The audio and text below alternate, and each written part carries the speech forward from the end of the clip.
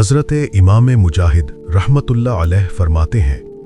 بنی اسرائیل کا ایک شخص ساری رات عبادت کرتا اور سارا دن جہاد میں مصروف رہتا،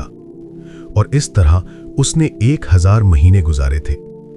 تو اللہ نے یہ آیت نازل فرمائی، لیلۃ القدر خیر من 1000 شہر، شب قدر 1000 مہینوں سے بہتر ہے۔ تفسیر عزیزی میں ہے،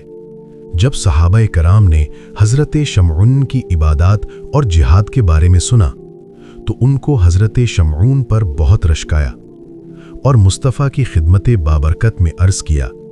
یا رسول اللہ صلی اللہ علیہ وسلم، ہمیں تو بہت تھوڑی عمریں ملی ہیں، اس میں بھی کچھ حصہ نیند میں گزرتا ہے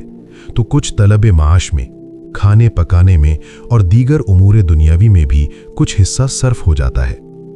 لہٰذا ہم تو حضرت شمعون کی طرح عبادت کر ہی نہیں سکتے، یوں بنی اسرائیل ہم سے عبادت میں بڑھ جائیں گے۔ امت کے غمخوار آقا صلی اللہ علیہ وسلم یہ سن کر غمگین ہو گئے۔ اسی وقت حضرت جبرائیل امین علیہ السلام سورۃ القدر لے کر حاضر خدمت ہوئے اور تسلی دے دی گئی کہ پیارے حبیب صلی اللہ علیہ وسلم رنجیدہ نہ ہوں، آپ کی امت کو ہم نے ہر سال میں ایک ایسی رات عنایت فرما دی کہ اگر وہ اس رات میں عبادت کریں گے تو شمعون کی 1000 ماہ کی عبادت سے بڑھ جائیں گے۔